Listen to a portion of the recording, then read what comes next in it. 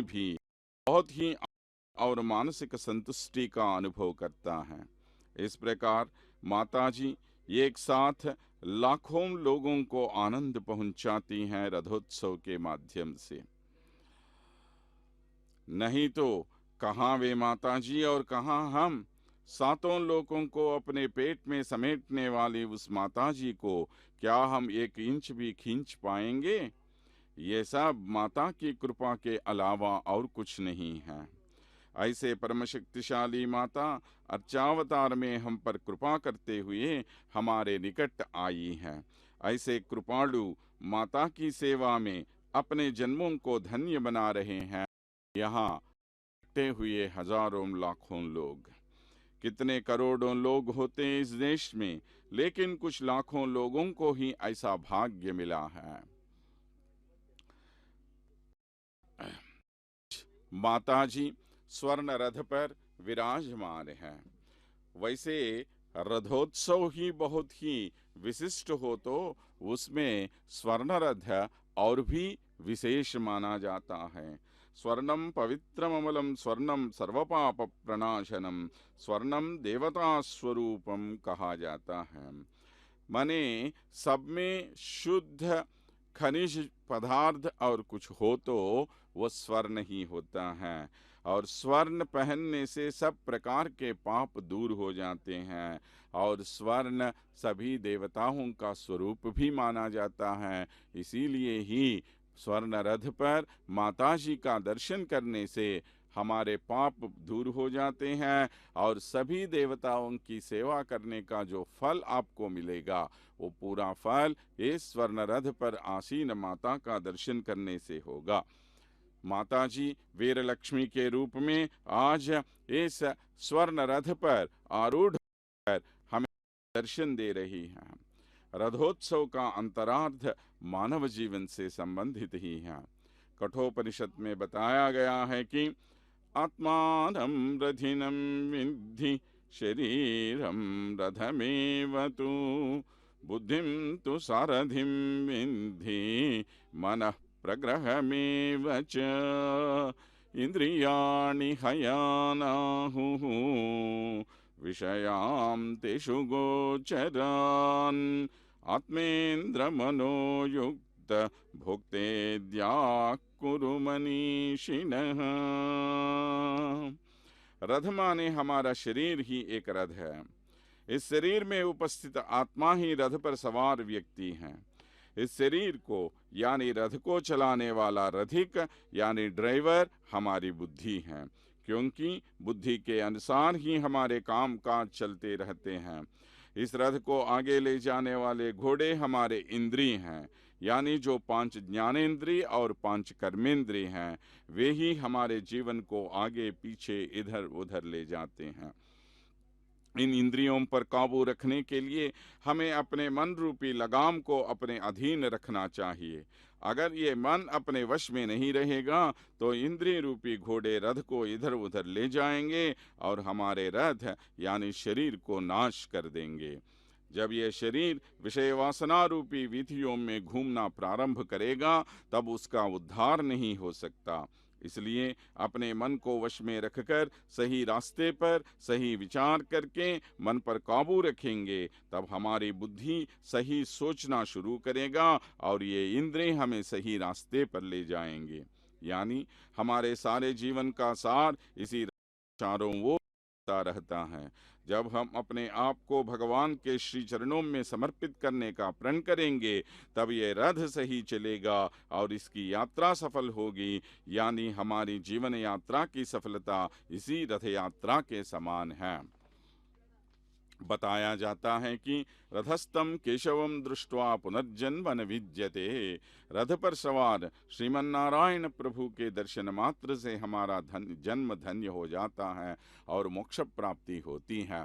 जैसे श्रीमन नारायण प्रभु को रथ पर बैठने से, रथ पर सवार होने से और उनका दर्शन करने से हमें इतना पुण्य मिल रहा है, तो उनके वक्षस्थल पर हमेशा रहने वाली माता ही उसी रथ पर रहे और वो भी स्वतंत्र लक्ष्मी के रूप में, वीर लक्ष्मी के रूप में माता जी यहाँ पर रहे, तो उनका दर्शन करने से और कितना पुण्य हमें मिलता होगा, ये तो हम अंदाज लगा सकते हैं।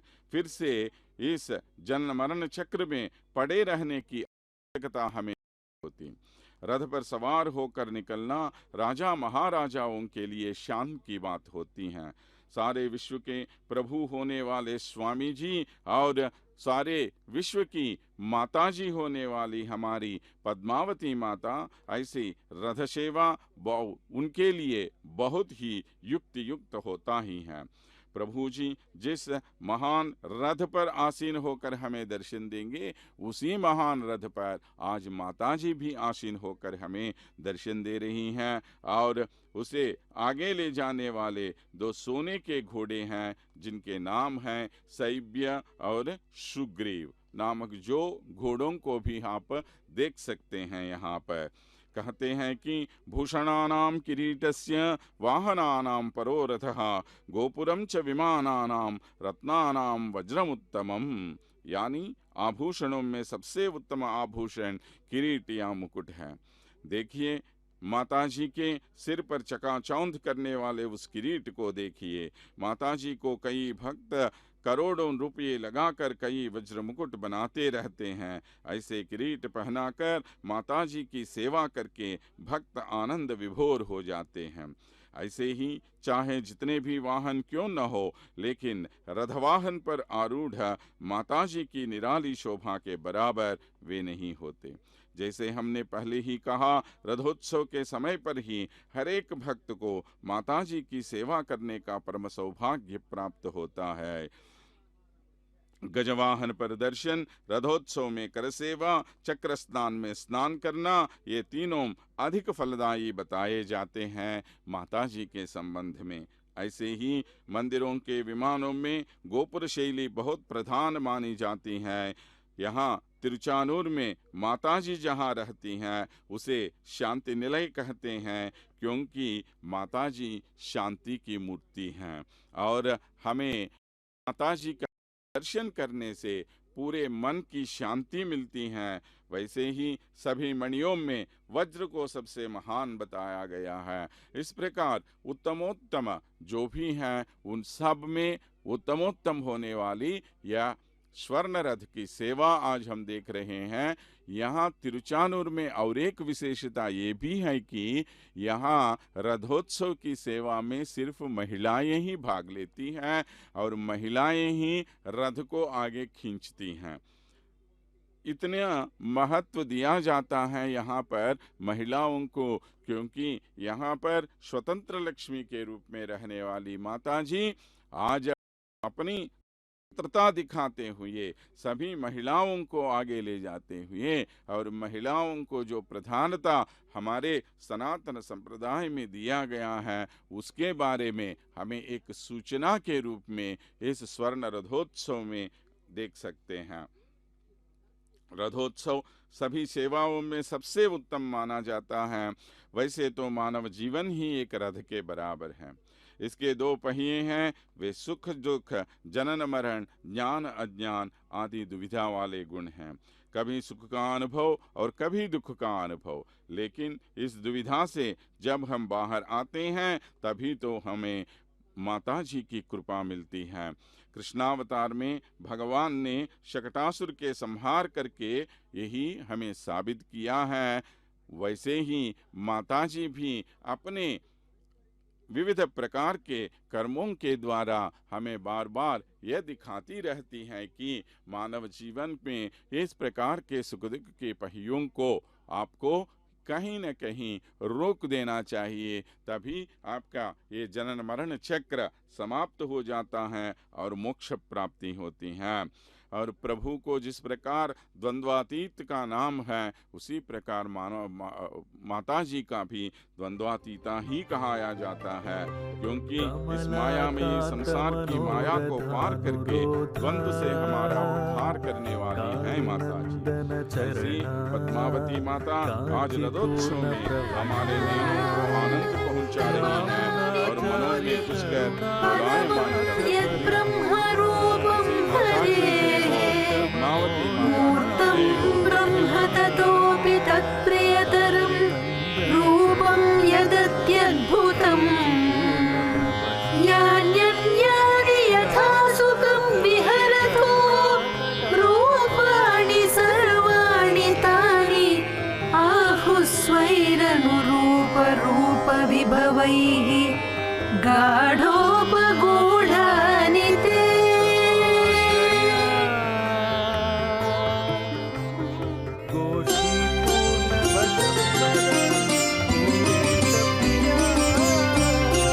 देवकी वसुदेव कुमारा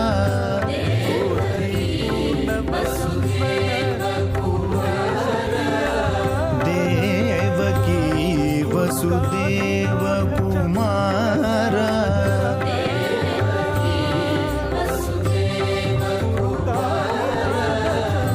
दीनमंदारा नंद किशोरा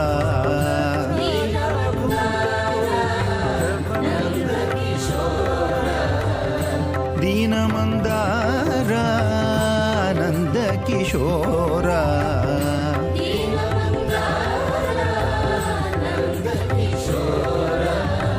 देवकी वसुदेव कुमारा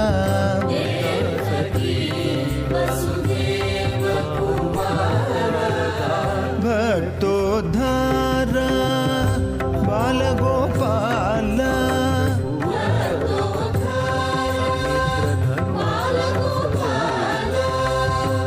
भक्तोद्धारा बालगोपाल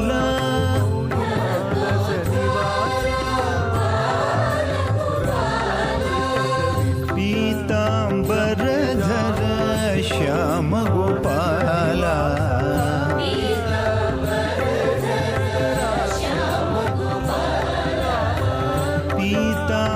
पीतांबरधर श्याम गोपाला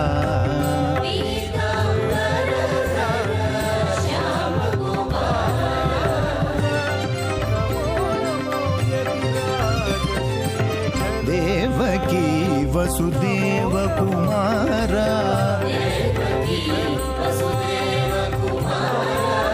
दीनमंदारा नंद किशोरा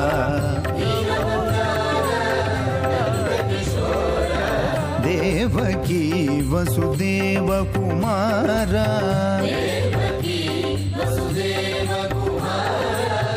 दीनमंदारा नंद किशोरा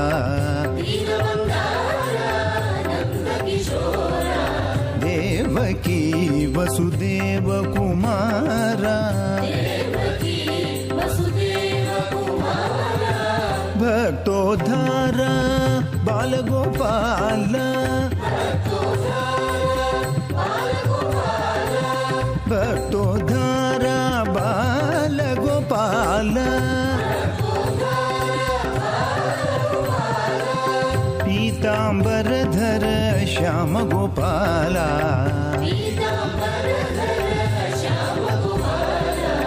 पीतांबरधर श्याम गोपाला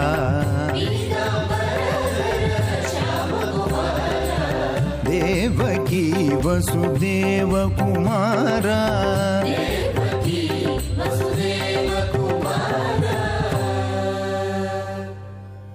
दे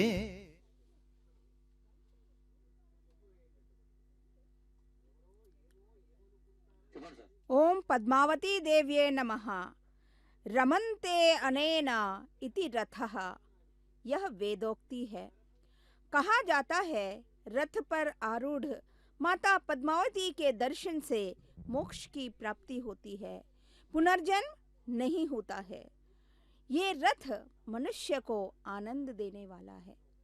जैसे कहा गया है कि अब तक माता पद्मावती अनेक वाहनों पर सवार होकर, आरूढ़ होकर भक्तों को दर्शन दे रही है।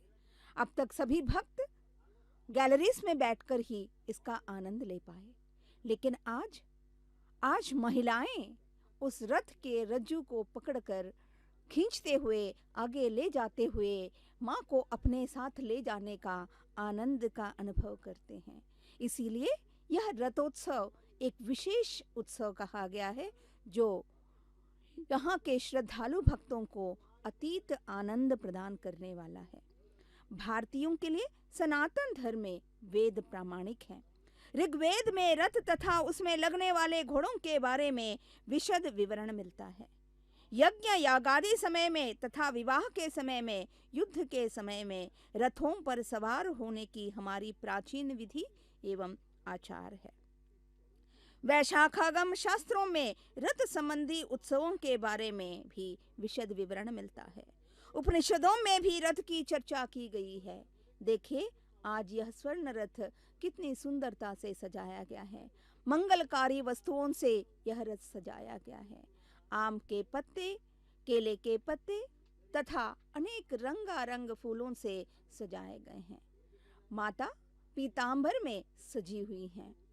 पीत चंपक पुष्पों की माला धारण करे हुए, गुलाब के फूलों की माला से सुसज्जित होकर माता निकली है। ऐसी सुंदर मूर्ति की महिलाएं आरती उतार रही हैं। रथ होले होले आगे बढ़ रहा है। वहां पर आरूढ़ अर्चक स्वामी भी अत्यंत आनंद का अनुभव कर रहे हैं। मदगज आगे आगे चल रहे हैं। पीछे माता के रथ की सवारी आ रही है। भारत में अनेक प्रसिद्ध मंदिर रथ के आकार में बनाए गए हैं। रथ आलय के समान है। रथ का चलना मंदिर के चलने के समान है। इसे संचार मंदिर भी माना जाता है। उड़ीसा का सूर्य मंदिर जो कोणार्क में स्थित है, वह रथ के आकार में है। यहाँ ऐसा लगता है कि वायुदेव भी अपनी गति से रथ को आगे बढ़ाने का प्रयास कर रहे हैं। बहुत ही शीतल मंद वायु प्रसरित हो रही है और यहाँ भक्तों को एक प्रकार की शीतलता तथा आनंद की प्राप्ति हो रही है। महाबलीपुरम के किनारे पांडवों ने रथों का निर्माण किया था। कर्नाटक में हम्पी, महाबलीपुरम, विठलालय, आंध्र प्रदेश में वेंकटरमण स्वामी का रथ, गुंटूरू जिले में गरुड़ालवार का उपाय रथ की आकृति में ही बनाए गए हैं। दक्षिण भारत में प्रायः सभी मंदिरों में रथ पाए जाते हैं। रथ 100 लकड़ियों से बनाया गया है। रथांगा, नेमी, प्रथि, पिंडिका, नाभि, अक्ष आदि अनेक इसके अंग होते हैं। रथ निर्माण के लिए शास्त्र ज्ञान का होना अत्यंत आवश्यक है। रथ बहुत ही तेजी से आगे बढ़ता जा रहा है, जैसे मनुष्य विकास के मार्ग पर आगे बढ़ जा रहा है। माँ की कृपा हो तो क्यों ना मनुष्य की प्रगति हो, क्यों ना मनुष्य का विकास हो। यहाँ जुते हुए घोड़े जो हैं बहुत ही आनंददायक हैं। ऐसा लगता है कि अभी तीव्र गति से, क्षिप्र गति से वे माता के रथ को आगे बढ़ाने में सक्षम हैं। आगे आगे लाल रंग की छतरियां चल रही हैं। लाल और श्वेत वर्ण के फूलों की माला वहां पर बहुत ही शोभायमान हो रही है। तिरचारू मार्ग वीदियों में होले होले से, हल्के हल्के से, मंद गति से चलता हुआ रथ आगे बढ़ रहा है। सभी के मुख पर प्रसन्नता छाई हुई है। कहा जाता है यह रथ जो है मानव के शरीर का प्रतीक है। कहा गया है कि ब्रह्मदेव ने वैकुंठवासी विष्णु से इस युग में वेंकटेश्वर बनकर तिरुमला पर निवास करने कर वहाँ स्थित होने का प्रार्थना की थी। हे देवदेव, आप माता रमा समेत वेंकटगिरी पर निवास कीजिए और आप ब्रह्मोत्सव में उत्सव को संपन्न कराइए। उनकी विनती से प्रसन्न होकर स्वामी वेंकटेश्वर स्वामी ने अनुग्रह किया था। तब विश्वकर्मा ने सभी प्राणियों को आश्चर्यचकित करते हुए एक स्वर्ण रथ का निर्माण किया था। विखनस के ब्रह्मोत्सव की विधि तथा रथोत्सव की तिथि का निर्णय किया था। तेलुगु की कवयित्री तरिगुंड वेंगमांबा ने रथोत्सव की महानता तथा शोभा का वर्णन किया था। बहुत ही महान तथा विभव से रथोत्सव की आयोजना की जाती है। विष्णु परिवार सहित माता इस पर आरूढ़ होती है। भविष्योत्तर पुराण तथा पद्म पुराण में भी इसका विशद विवरण मिलता है। ऐसा कहा जाता है कि यहाँ पर जो हैं अनेक देवी देवता इस रथ पर आरूढ़ होते हैं। पूर्व दिशा में शेष एवं वक्रतुंड, पश्चिम में भूतेश, दक्षिण में गरुड़ तथा सुदर्शन, उत्तर में शंख तथा विश्वसेन, अष्टदिक्पालक भी इस रथ पर निराकार रूप में देवकी वसुदेव कुमारा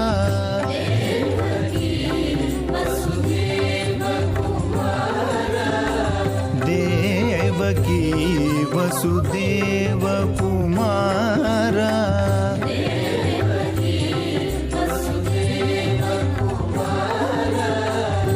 दीनमंदारा नंद किशोरा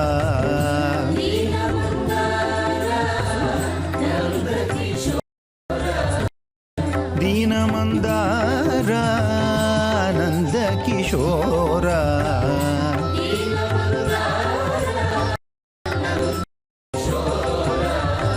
देवकी वसुदेव कुमारा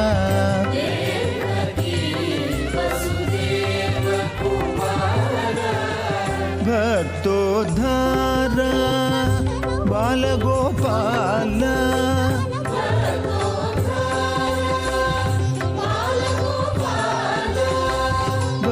भक्तोद्धारा बालगोपाल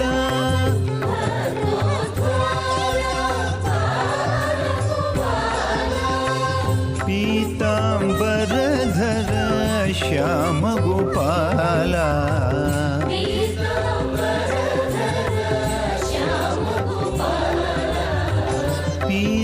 पीतांबरधर श्याम गोपाला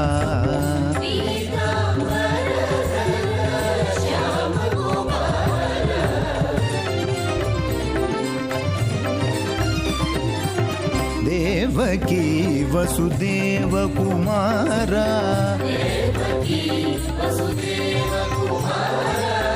दीनमंदारा नंद किशोरा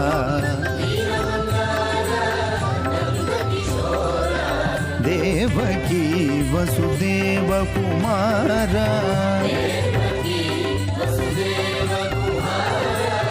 दीनमंदारा नंद किशोरा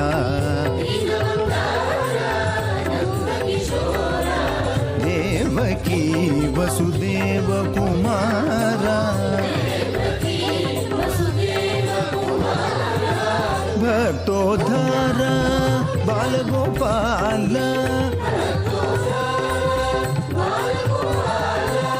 भक्तोद्धारा बालगोपाल पीतांबरधर श्याम गोपाला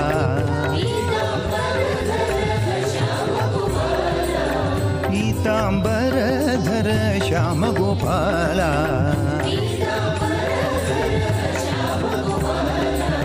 देवकी वसुदेव कुमारा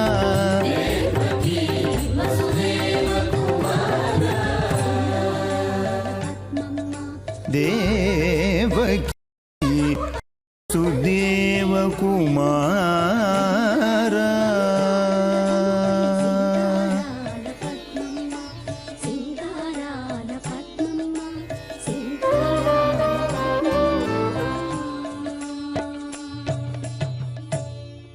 अभी हम आपको एक रोचक बात बोलेंगे। प्रभु जी और माता जी का संबंध रथ से बहुत अधिक है। पैदा होते ही यानी 3 महीनों के अंदर ही अंदर शकटासुर का वध करके अपना स्थापित किया प्रभु जी ने। थोड़ा बड़ा होते ही रथ पर जाकर रुक्मिणी को अपना लिया और प्रभु से मिलाने के कारण रथ से बहुत प्यार होता है माता जी को भी। और उसके बाद अर्जुन के रथ सारथी बनकर पार्थसारथी नाम ही ले लिया भगवान ने। उसी रथ पर रहकर परमाद्भुत गीता का पाठ पढ़ाया। इस प्रकार रथ से प्रभु जी एवं माता जी का संबंध अटूट है। ऐसे सबसे प्रियवाहन रथोत्सव को आज हम सब देखकर अपने जन्मों को धन्य बना रहे हैं। विष्णु तत्व संहिता में रथ के बारे में बताया गया है, रथम देवमयम विप्र सर्वदेवमयम तथा सर्वयज्ञमयम। यानी रथ केवल एक वाहन नहीं बल्कि वह उस भगवान का स्वरूप भी है, यानी माता जी का या श्रीनिवास प्रभु जी का और एक स्वरूप ही रथ है। इसलिए ये रथोत्सव इतना विशेष महत्व रखता है। इतना ही नहीं, रथ सभी देवताओं के स्वरूप भी बताया जाता है संहिता में, और उसे सभी यज्ञों का स्वरूप भी मानता है। यानी कई तीर्थ यात्राएं करके, कई देवी देवताओं का दर्शन एवं सेवा करके जो पुण्य पाते हैं और विशेष प्रयास करके जो यज्ञ याग करते हैं, वो पूरा फल एक बार रथोत्सव में प्रभु जी के या माता जी के दर्शन मात्र से आपको मिलता है। रथ मात्र एक वाहन नहीं है। रथ पर सवार होकर जाना एक वीर के लिए शोभा देती है, वो शान की बात होती है। पराक्रम को मापने के लिए पुराणों में एकरथी, अतिरथी, महारथी आदि उपाधियों से सम्मान पूर्वक बुलाते रहते हैं। वैसे हमारी माता जी तो अति महारथी हैं ही।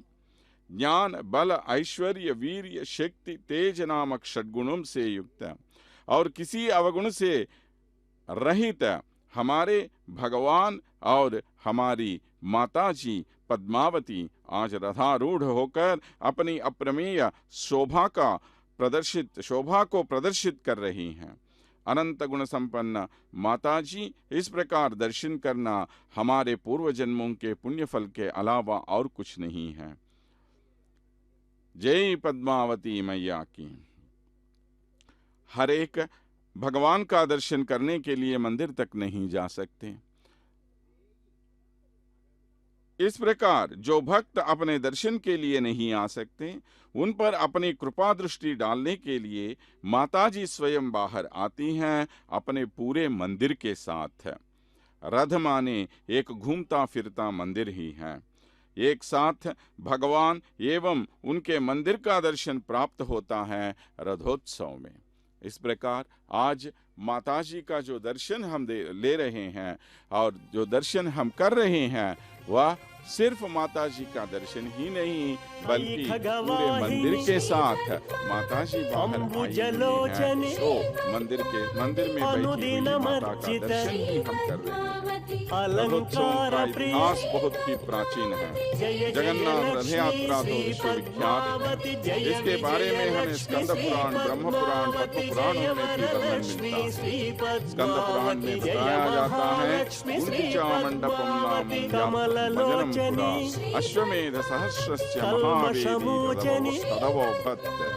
यानी जो जगन्नाथ श्री कृष्ण भगवान के इस रथोत्सव का दर्शन करेगा, उसे उतना पुण्य मिलेगा जितना 1000 अश्वमेध याग करने से। आज माता जी इस रथोत्सव में भी भाग लेकर हम भी उतना ही पुण्य पा रहे हैं। विष्णु तिलक संहिता में बताया जाता है कि माता जी के रथ के चक्रों पर वायु भगवान रहते हैं और पूरे रथ पर गरुड़ भगवान रहते हैं। रथ के मध्य भाग में भगवान विष्णु के दशावतार यानी मत्स्य, कूर्म, वराह, नारसिंह, वामन, परशुराम, राम, बलराम, कृष्ण, कल्कि आदि अवतारों की मूर्तियां बनाने को कहा गया। अभी हम जो रथोत्सव देख रहे हैं, वो रथ भी इसी स्मृति और वैखानस एवं पांचरात्र आगम के बनाया। वेदों में रथ का अर्थ आनंद एवं संतोष बताया गया।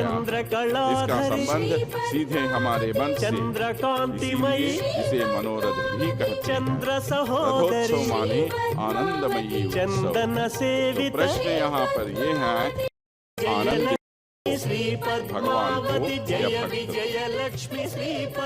माता भगवती को देखकर भक्त जितने आनंद का अनुभव करते हैं, उससे अधिक आनंद अनुभव भगवान भक्तों को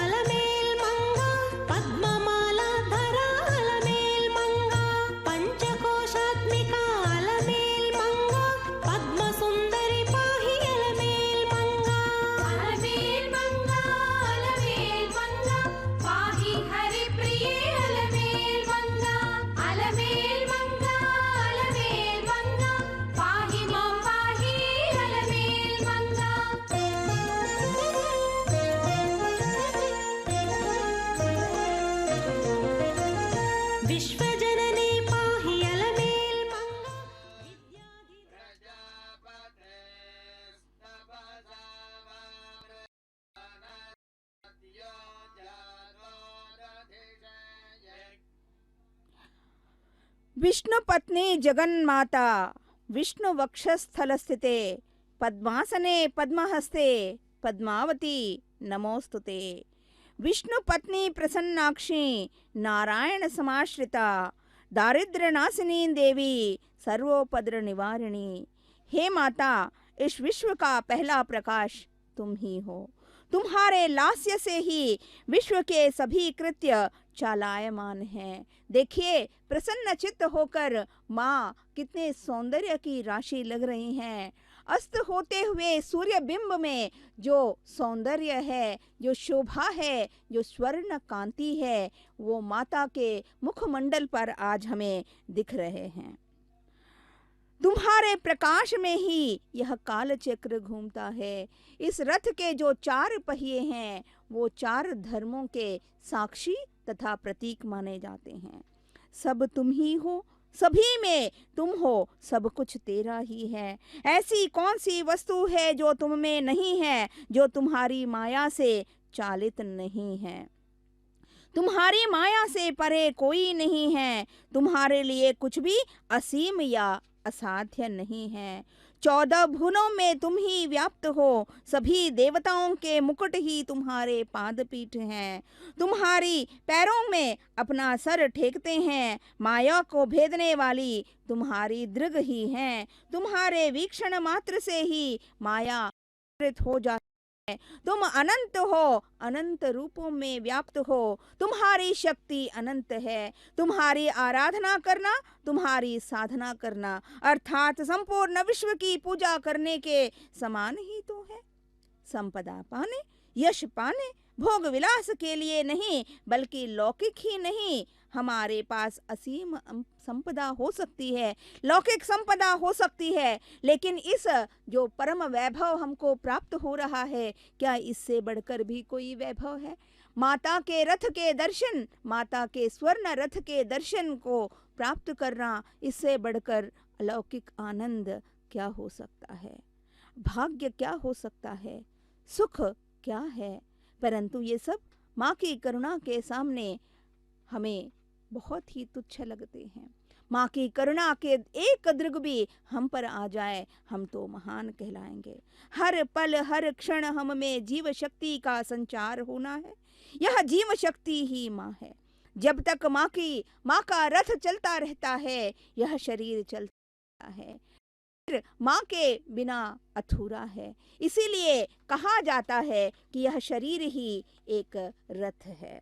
यात्रा, जब जगन्नाथ की यात्रा होती है, अत्यंत विभव के साथ होती है। वास्तव में यह पूरी नहीं बल्कि पुरी है, अर्थात निवास स्थान। पूरी जगत के नाथ, जगत की रक्षा करने वाले नाथ हैं। यह पुर कहाँ है? यह पुर तो स्वयं हमारा देह है। इस देह के वासी हमारी आत्मा जो परमात्मा का अंश है, वही तो है। तो यह पुरी जो है, यह भगवान का निर्मित रथ है। हर व्यक्ति का शरीर ही रथ है। उसे अपनाकर उसे चलाने वाला चालक स्वयं व्यक्ति ही है। अगर उसमें बल, विवेक, बुद्धि आदि बातें हो तो रथ सुचारू रूप से, जैसे आज पद्मावती का रथ बड़े ही मनोवेग से, वायु वेग से आगे आगे बढ़ता जा रहा है। सभी अनुशासनबद्ध होकर भक्त श्रद्धालु आगे आगे बढ़ रहे हैं। यहाँ पशु भी, मद गज भी, हर व्यक्ति में अनुशासन है, हर व्यक्ति में भक्ति है, हर व्यक्ति में श्रद्धा है, हर व्यक्ति में बस एक ही मनोरथ है कि हे माँ, तुम्हारा रथ जिस प्रकार अनायास आगे बढ़ रहा है, हमारा इस शरीर रूपी रथ भी हमेशा आगे बढ़े। जिस प्रकार तुम्हारा स्वर्ण रथ शोभायमान है, उसी प्रकार यश कीर्ति से हमारा यह शरीर भी शोभायमान हो। उस प्रकार जिस प्रकार तुम उसमें आरूढ़ हुई हो, उसी प्रकार हमारे मन में भी तुम आरूढ़ हो जाओ और इसे सव्य मार्ग में, सही दिशा में आगे बढ़ाओ। मनुष्य के पंचेंद्रिय आंख, नाक, कान, जीभ, चर्म हैं जो उसके घोड़े हैं, तथा कर्मेंद्रिय जैसे वाक, हाथ, पैर, विसर्जन के अव्यय 5 हैं। ये सब मिलाकर अश्व के समान हैं। इसीलिए हम दशरथ कहते हैं। यह रथ जो है हमारे अंदर, हमारे ज्ञानेंद्रिय, हमारे कर्मेंद्रिय, ये सभी हैं। कहा जाता है कि त्रेतायुग में अगर माँ कैकेयी ना होती तो त्रेतायुग में राम इतने महान ना हो पाते। त्रेतायुग में माँ कैकेयी रथ चला रही थी। देव दानव युद्ध के समय में जब दशरथ मूर्छित हो गए थे तो माँ ने स्वयं रथ चलाया था। वो बड़े ही क्षिप्र गति से रथ चलाती हैं। जब वो रथ चलाती हुई दशरथ को एक ऐसे स्थान पे छुपाना चाहती थी तो रथ का जो मूल भाग है वो टूट गया था। तो माँ ने अपना हाथ रखकर उस रथ को चलाया था। इसीलिए प्रसन्न होकर दशरथ ने राम को कैकेयी को वर दिए थे। तो उस नमो नमो नमो पद्मावतीये नमः।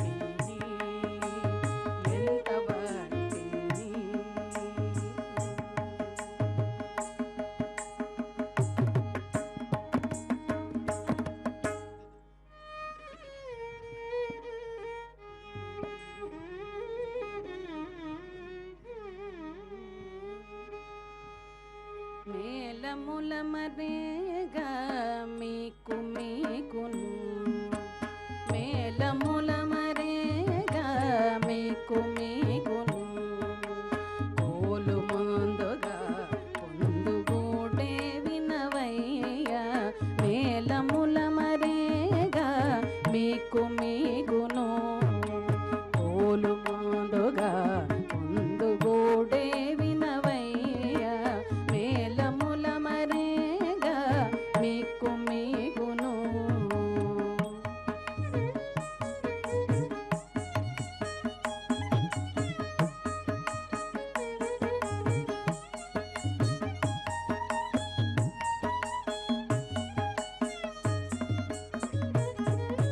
పేరడిగా సాళ్ళగపు పెద్ద ఎలుగులతోడ కోరిక చల్లలం మేరు గొల్లెదలు పేరడిగా సాళ్ళగపు పెద్ద ఎలుగులతోడ కోరిక చల్లలం మేరు గొల్లెదలు విరాన పెక్కురగాలు పిల్లంగోవి ఊదేవు ఊరి మిరంటి సుతి కూడి వినవయ్య విరాన పెక్కురగాలు పిల్లంగోవి గురిసేవు ఊరి మిరంటి సుతి కూడి వినవయ్య మేలముల మరేగా మీకు మీకును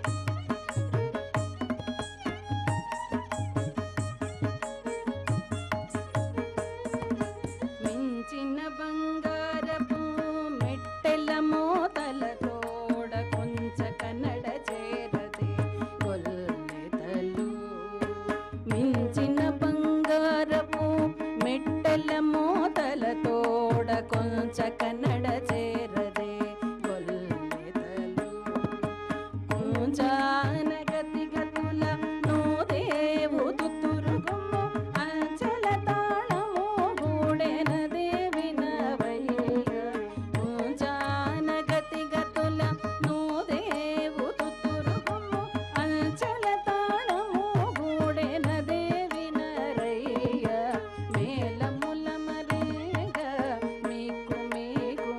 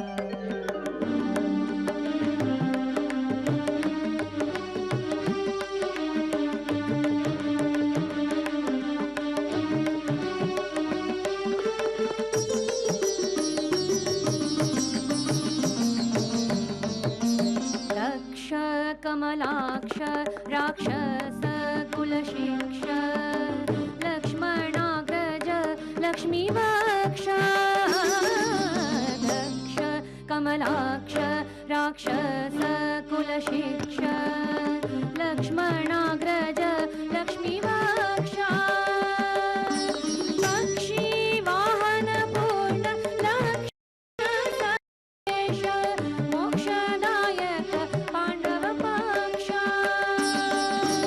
अक्षयवंत सूक्ष्मांबरधर दक्ष प्रत्यक्ष दैवा अक्षत नारेर दक्षिण दलित अक्षर पुरुष गोविंदा बाबा